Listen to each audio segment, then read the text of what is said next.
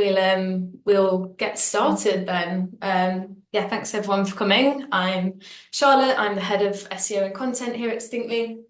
And I'm Jess, Content Strategy Manager at Distinctly.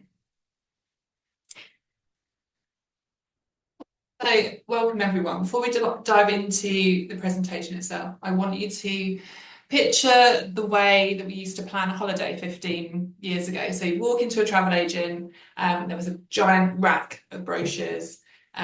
You browse through them, pick one up, and hope it was accurate. That was the old Google. So 10 blue links, a rack of brochures you have to sort through yourself. Today, search is becoming more like a 5-star travel agent or concierge. So you don't look at brochures, but you walk up to the desk and you might say, I have a dog, I hate crowds, I need a spa. And the concierge, the AI, thinks for a moment and says, you should go to this brand of resort in this specific location. But here's the danger and the opportunity. So that concierge only knows what the locals tell him. So if you, the brand, stop acting like a human, if you stop sharing real stories, real reviews, and real expertise, then the concierge stops recommending you. He'll send your customers for someone else. So today we're going to talk about how to make sure the AI concierge knows your name, trusts your authority, and sends the guests to your door.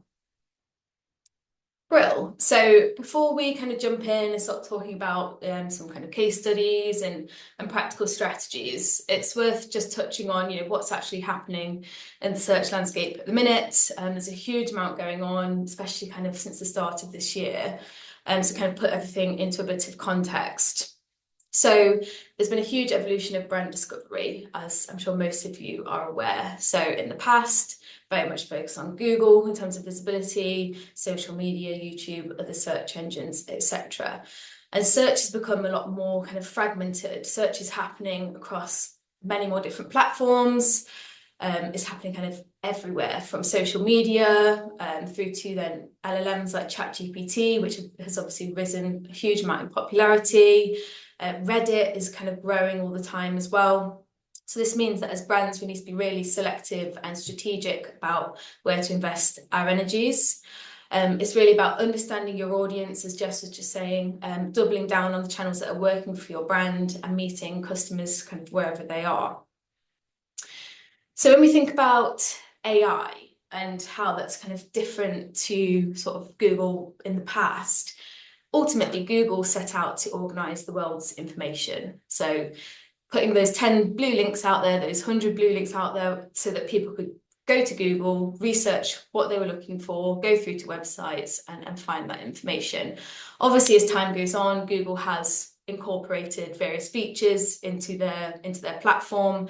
A lot of it kind of keeps users more within the platform, and things like AI overviews and AI mode have been introduced into Google itself. But then with LLMs, they're providing that extra kind of editorial layer on top of that information. So instead of a user using their own kind of critical thinking to a certain extent, AI is actually kind of giving you sort of the answers that you're looking for without having to go in and do that research. And ultimately, AI is going to end up carrying out actions on your behalf. So agentic commerce, for example. So the agent is actually carrying out purchases for you. Potentially slightly scary if you think about that, but yeah, so this is kind of where the whole sort of trend's going. And when it comes to kind of optimizing for LLMs versus what we call, say, traditional keyword search and SEO, there's a huge amount of crossover here. And when people talk about kind of optimizing for LLMs and how it's like a completely new discipline, that's just not true. Because if you think about how LLMs work, they're based on training data. The training data is from all of the information across the web. So things like brand mentions, the more your brand is kind of mentioned across the web, LLM kind of sees that as a bit of a popularity contest and is more likely than to serve you in their result. So if you've been doing great digital PR and getting your brand out there for years, and ultimately good SEO, then that's going to translate into kind of your visibility in LLMs. There are things that we need to probably focus on more when it comes to LLM visibility. So merit is a big one. So reviews, social proof has a bit more of a focus, and then kind of topical authority. So making sure you're mentioned alongside those topics that you want to be known for. And remember that LLMs also carry out web searches. So they augment their results actually with searches from the web. And lo and behold, where do they go? They go to Bing, they go to Google to pull through those results. So good SEO can translate into good AEO, GEO, LLMO, whatever you want to call it. There's plenty of names being bandied around. And then there's certain things that you also need to focus on that we're going to go through today that's going to help to elevate your position in AI as well. So the AI search reality, some potentially fairly scary kind of stats and trends, but hopefully by the end, not quite so scary. So generative AI, there's been various studies, it drives around 95 to 96% less referral traffic versus traditional search. So yeah, obviously you're going to get a lot less traffic through because the answers are being provided within the platform, as we know. But this concept, kind of zero-click search, has been around for a while. As you mentioned, Google has introduced a lot of features into their search results that mean that a lot of answers are kind of given within the platform itself. So around 69% of queries are now zero-click, and organic traffic kind of has been in decline, particularly for informational search. So the kind of search that's answered by an AIO or within ChatGPT has been in decline. There's been a big rise in kind of low effort, low quality content. Some people call it AI slop. Risk diluting platforms like LinkedIn. I'm sure you've all been privy to that. And AI created content, purely AI created content, kind of adds zero value to the world ultimately. But there are attempts to kind of hack the system of AI visibility, and that's somewhat reminiscent of some of the early days of SEO as well. So there's lots of things going on that we need to avoid and also need to try and mitigate. So when we think about AI visibility, it's all about being cited. So if we know that referral traffic is massively declining, obviously there will be some traffic coming through from the likes of ChatGPT to your website. It's mainly, okay, are you visible? Are you being cited as a brand in those answers? There's been various studies done that look at the kind of citations that are appearing in these systems. Big one by Yext and SimilarWeb found that 44% of citations were brands' own first-party websites, 42% were listings and kind of earned coverage across the web, and various other sources as well. And a second study we looked at was more around commercial intent queries across 6 B2B verticals, and that found that brands were much more likely to be cited through third-party sources. But again, it varied wildly across different AI systems as well. Another thing worth pointing out is that, you know, this AI content is very personalized and it's very kind of volatile and changes a lot in comparison to kind of your traditional Google rankings. So, you know, you might appear one day and then a few days later kind of not be appearing. So yeah, it adds a lot of kind of volatility to what we're looking at. But with that in mind, in terms of where citations come from, I suppose this is giving us a bit more sort of hope and hopefully a bit more comforting in that, you know, your website, your owned reviews on your website, your social owned content, etc., is all within your direct control. So, you know, that's what we're going to be talking a lot about today. And then there's various things that can be influenced. So how you're talked about across the web through, you know, things like digital PR, influencer partnerships, community building on organic social, making sure you're on, you know, industry review platforms like TripAdvisor if that's relevant, or G2 if that's relevant. So yeah, there's lots of things that we can also influence in terms of being cited within AI. So ultimately, lots of opportunities for brands who can get on the front foot. To summarise, AI visibility really comes from aligning clarity and authority on-site whilst reinforcing consistent, credible recognition off-site. And some might say that is also known as good SEO. AI-driven traffic converts at a much higher rate. There's various studies been done on this. So whilst the amount of traffic coming through is less, it actually converts higher, and that's particularly been seen in B2B and SaaS and tech industries. We've actually seen across our clients that the conversion rate from LLM traffic is actually 60% higher than your standard organic search. And as I just said, the majority of citations are from places you actively control or you can at least try to influence. Final point from me before I pass over to Jess. So remember that purely AI generated content doesn't particularly add value. If you're trying to put content out there that AI could just produce on its own from the training data it has, it's essentially pointless. both to AI, to users, and also to your own brand. And it will ultimately get penalised potentially in the future as well. Instead, we need to focus on actual insights from real humans, genuine experiences, expert opinions, and original research and data. I remember that AI isn't your audience, it is the gatekeeper to your audience. So with that, I will pass over to Jess. So first up, how does AI search actually work behind the scenes? So when someone types a query into ChatGPT, like this one, the AI doesn't just look for that exact phrase. Behind the scenes, it fans out into multiple sub-queries. So it's simultaneously searching for dog-friendly accommodations, Cornwall hotels, New Forest lodges, November availability, spa facilities, couple-focused holidays. And this is called query fan out. So one user query becomes kind of 10 to 20 sub-queries. And why does this matter for your content? Well, content needs to have that semantic depth. So it's not enough just to optimize for one keyword. You need to address multiple related intents in a single piece of content. So you can actually you can use tools like these Chrome extensions, which are really useful to kind of see those sub-queries that are being generated there as well. But it's not really a new concept.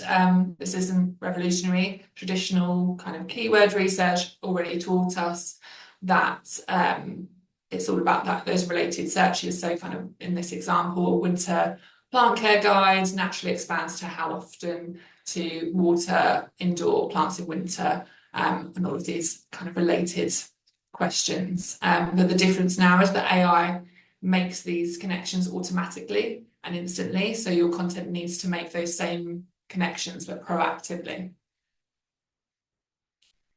So website content needs to be really focused on the conversations and differentiate your services for those different audiences as well. And looking at a B2B example, so a user doesn't just search for HR software, they have a more kind of complex context there. So they'll say, you know, I have 100 people, we use Charlie HR, we need performance reviews, and the AI response, it kind of breaks down the options by nuance. So it highlights why it's good, also kind of considerations there, and then gives its recommendation. And it kind of acts like a consultant there. It gives recommendations and even offers to build a comparison table. And that comparison table is really useful. It shows the pros, the risks. And if you're not talking about these things honestly on your site, then the AI will find that information from a competitor or even a bad review.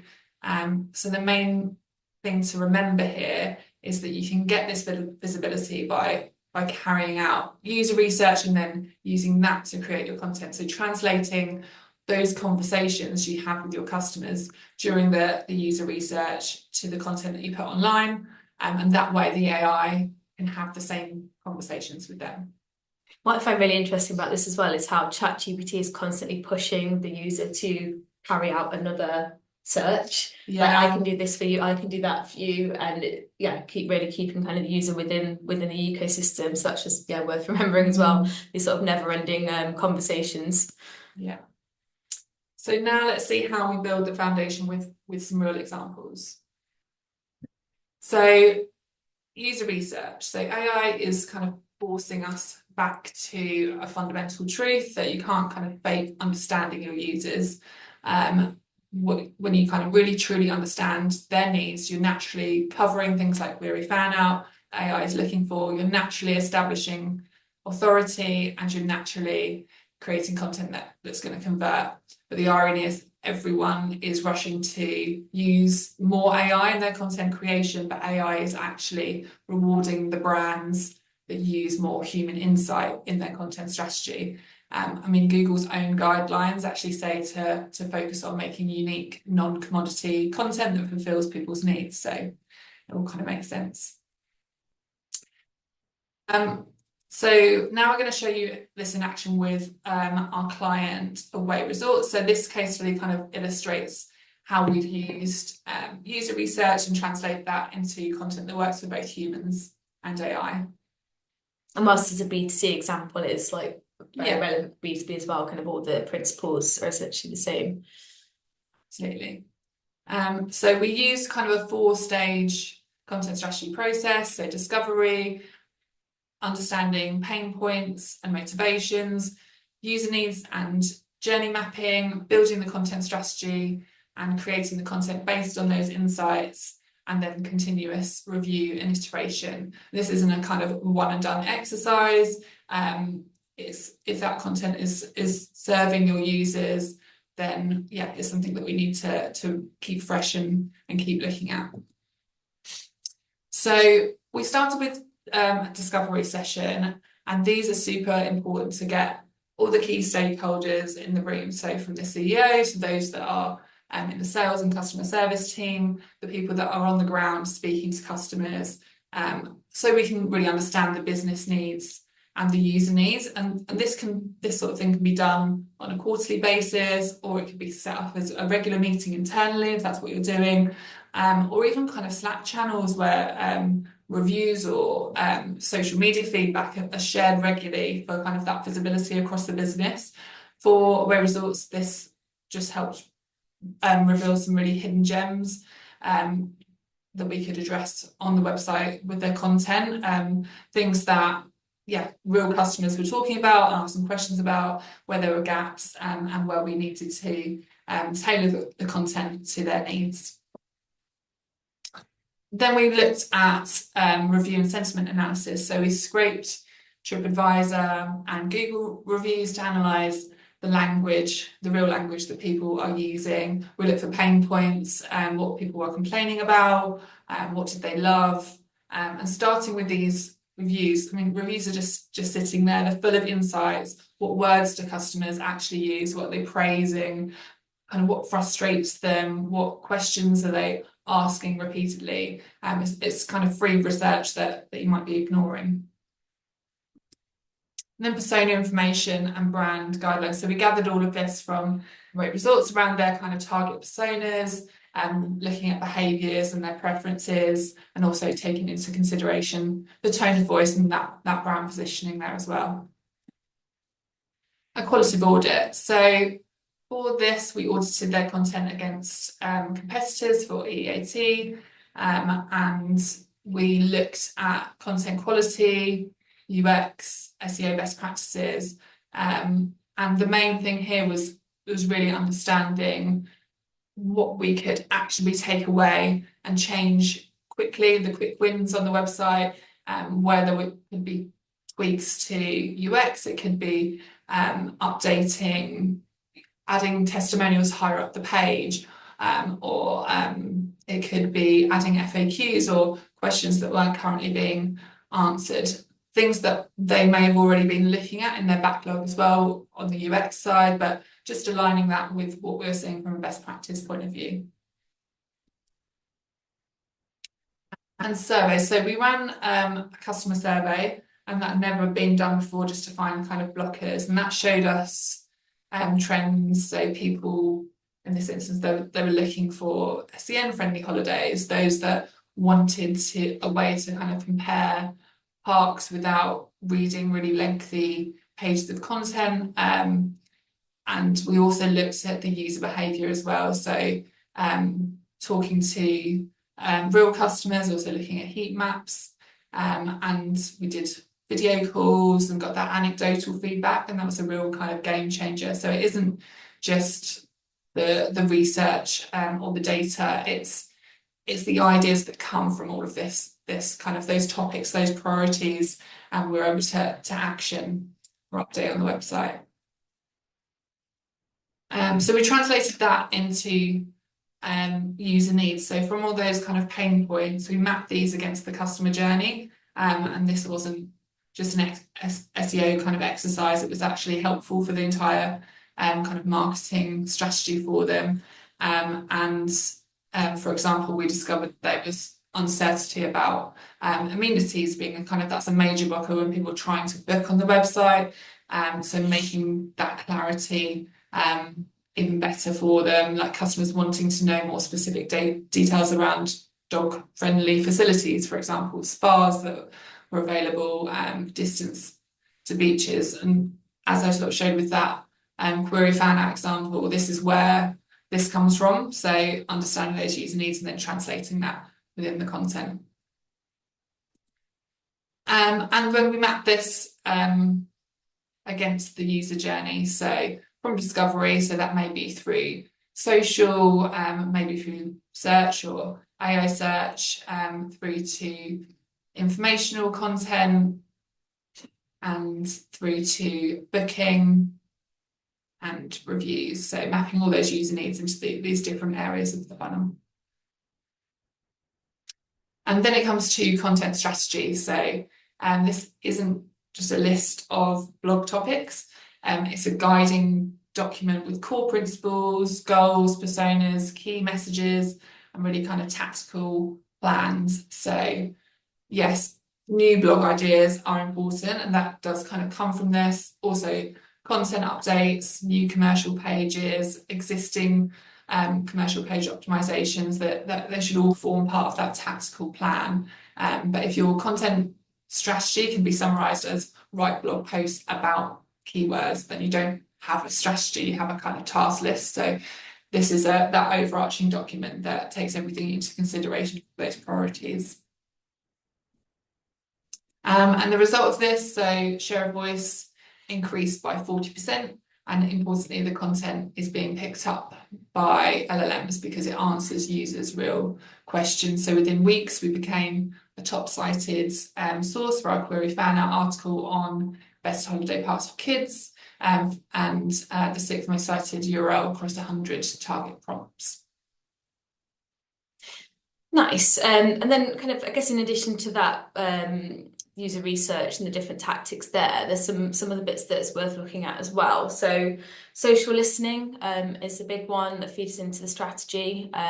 So review scraping, as Jess has already mentioned, but then looking at things like Reddit analysis, social media monitoring, and then kind of looking at sentiment analysis across all of those things, helping us to uncover, the actual language that customers are using, so not making assumptions there.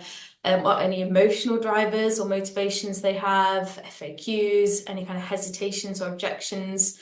So, for example, if you're, a gifting website, you would want to look at Reddit, at this subreddit called Gifts, and the kind of things that people are putting in there. So, this person, these sort of emotional drivers that we're talking about, I feel bad that, I get my granddad the same thing every year, what can I do differently? So creating some content around that.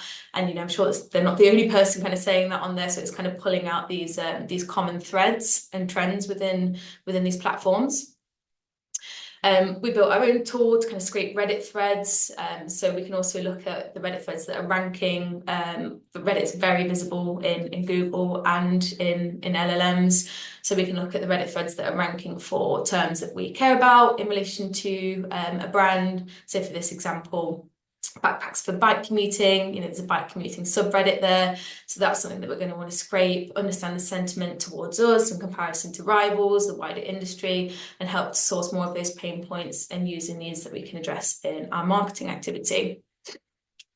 Shout out for Spark Toro's tool. We find this really helpful for audience research, helping to inform kind of broader digital strategy as well. Essentially, with this tool, loads of really useful information around your audience. So you put in your website or your keywords, and it will tell you, the platforms that they more typically use across AI, across social media, the topics they tend to kind of care more about and search more on.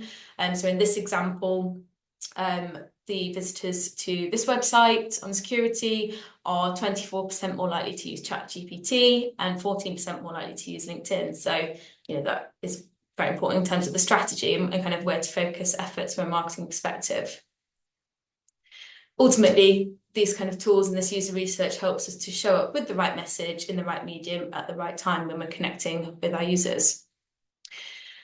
In terms of how we can use all of this data, so we really recommend an integrated approach. Obviously, it's going to be incredibly useful for your website and owned content, but also kind of informing cross-channel strategy. So a survey that we did for another one of our clients, Natural Dog Food Company, one of the stats that came out of there was that 93% of customers choose us because of the natural ingredients, and that's something that then we can use in things like paid campaigns, and we can also use stats in digital PR campaigns as well. It's all about kind of raising all boats across the activity and making it more effective.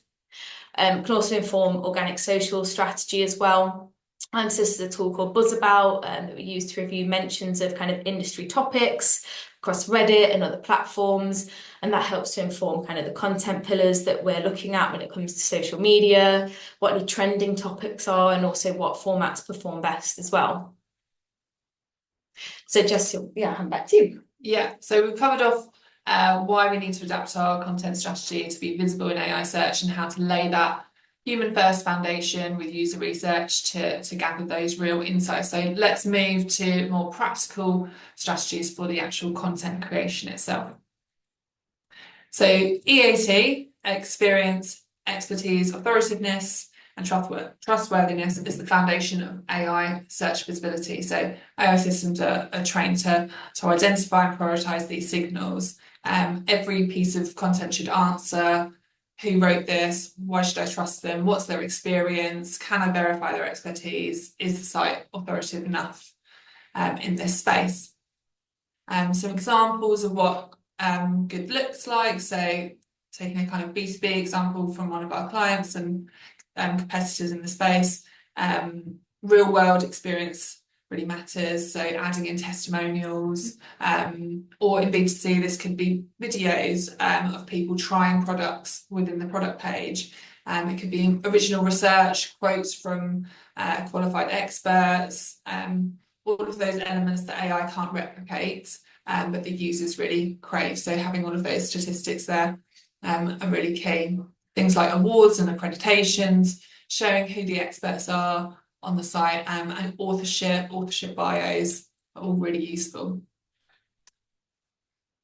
And on to kind of semantic depth. So with long tail keywords, we need to focus on intent volume rather than individual search volume. So questions in people also ask, often when you're kind of looking at those tools, show zero search volume, because those longer queries can be phrased in so many different ways, but that intent can branch into over 30 different variations. And if each of those pulls in kind of 10 monthly searches, you're actually looking at kind of over 300 searches aggregated. So a really meaningful opportunity that's hiding in plain sight. So in this example, there are 7 unique phrasings, but they represent one search intent. So traditional keyword search would treat these as separate, but AI optimized content recognizes they're all asking the same fundamental question and creates kind of one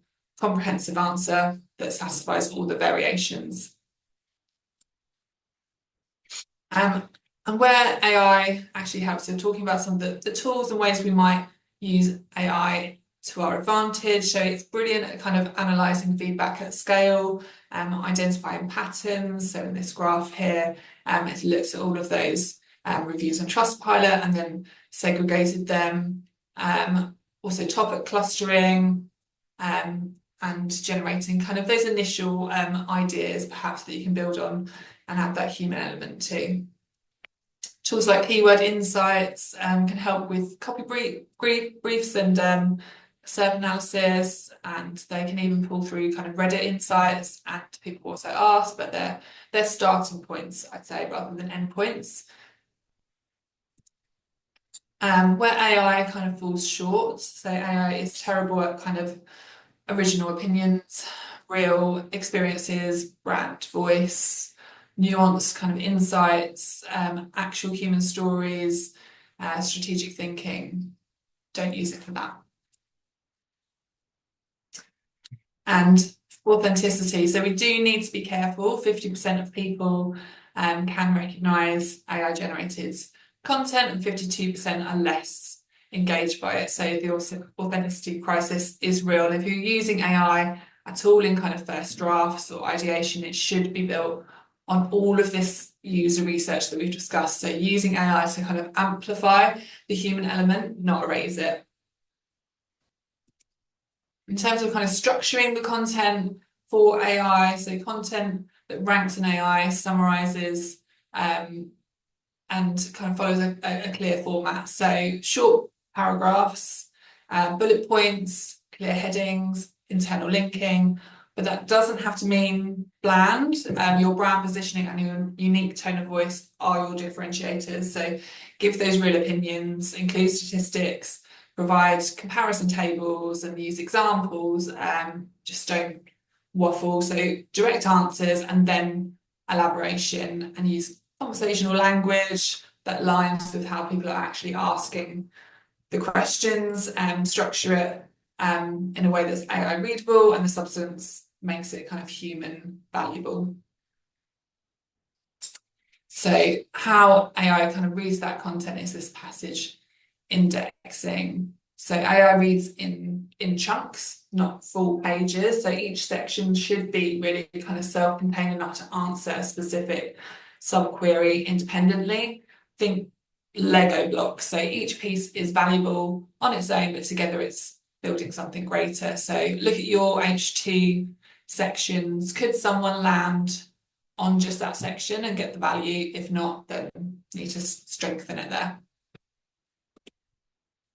And this is an example of an AEO optimized page. So direct answers at the top, a clear table of content, schema markup helps the LLMs interpret the content and boost that credibility. But don't forget that information gain and value add content. So ask yourself, what can I add to this topic that comes from a unique experience or data? And that's information gain, and that's what's going to add the value there. The content freshness. So LLMs are weighting fresh timestamped content. So update your priority pages regularly. 95% of ChatGPT sites are less than 10 months old. So if you have key commercial pages, you could refresh those quarterly. And as you're doing that, think of it as an opportunity to weave in kind of long tail queries, that query fan out approach, and incorporate fresh data if you have it, expert quotes, maybe FAQs. Make sure you're not doing this as a tick box exercise, and make sure you're adding the value where you can. Nice. So yeah, just to wrap up then, we'll talk a bit about measurement, because as we spoke about at the beginning, organic clicks have been kind of declining with the rise of zero-click search. I like this quote from Rand Fishkin: in a zero-click world, traffic is a terrible goal. But if traffic isn't the goal, kind of what should we be looking at? So we need to move from kind of did it drive traffic to did it drive influence, trust, and buying decisions? And there's various kind of nuances within this that it's worth focusing on. So when it comes to LLMs, looking at citations and mentions. Are they referencing your brand as a trusted source? Brand recall and demand. So are more people actually searching for you kind of by name, returning directly to your website? When it comes to content more specifically, and the engagement with your content, are visitors actually staying longer on your website? Are they bouncing less frequently and converting more? Social proof and shareability. So is the content that you're pushing out getting more kind of shares and saves, comments and discussions, and your assets are influencing kind of consideration across multiple platforms, not just Google?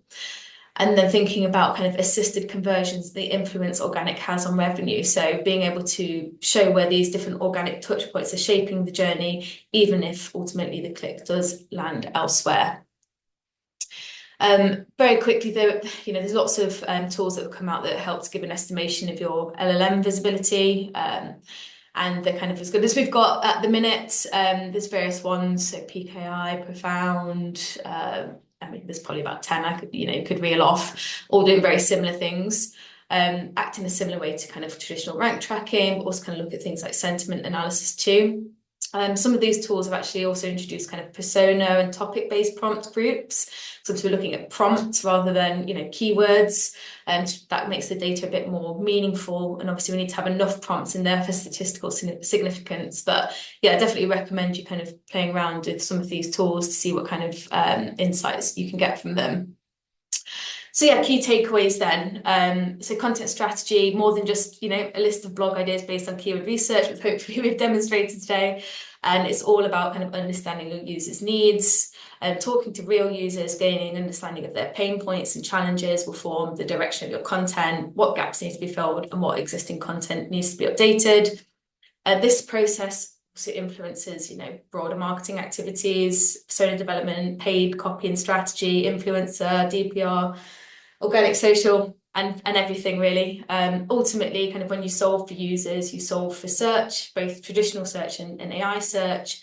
And this human-centric approach is very strategic, not just ethical. And finally, having a look at your organic KPIs and understanding, outside of clicks and traffic, what you need to be reporting on to demonstrate your success. Just before we go to any questions, just wanted to let you guys know we've got another webinar coming up in December, and this is going to be with two people from our digital PR team talking about digital PR within AI search. It's an extremely important part of AI visibility, as I mentioned at the beginning of this. So really recommend people attend that as well. So we'll open up to any questions.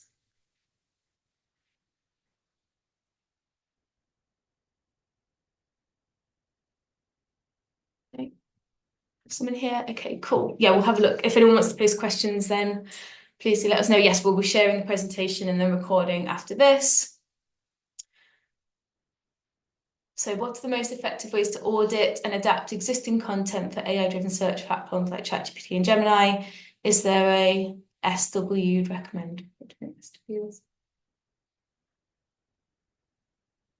Short way? Short way? If you want to clarify that.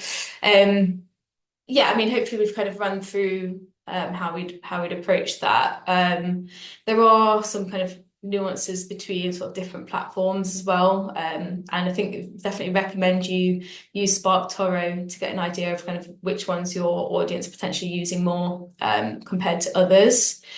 So is anything around like content auditing you'd add?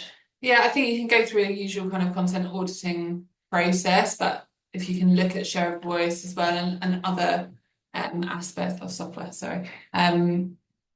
then that's your starting point, and then from there you can kind of build on where you need to update that content and how to do that based on the user needs and user research, as well as kind of all the keyword research as well.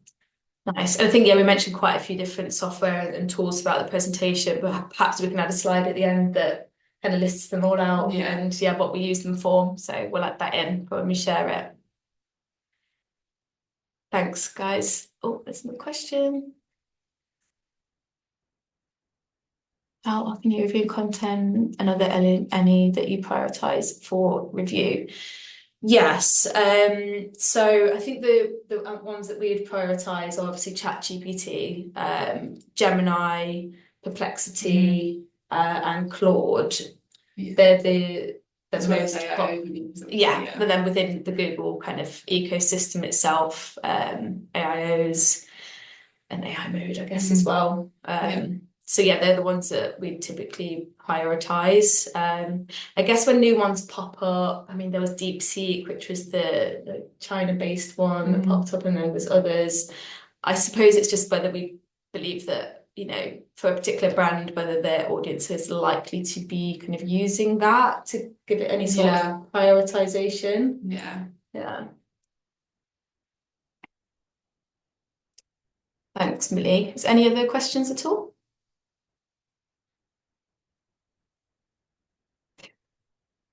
Cool. Okay. Thanks so much for your time, everyone. Obviously, feel free to add me or Jess on LinkedIn or reach out to us via email if you've got any further questions. We'll send around the slides and the recording and so on as well. But thanks a lot.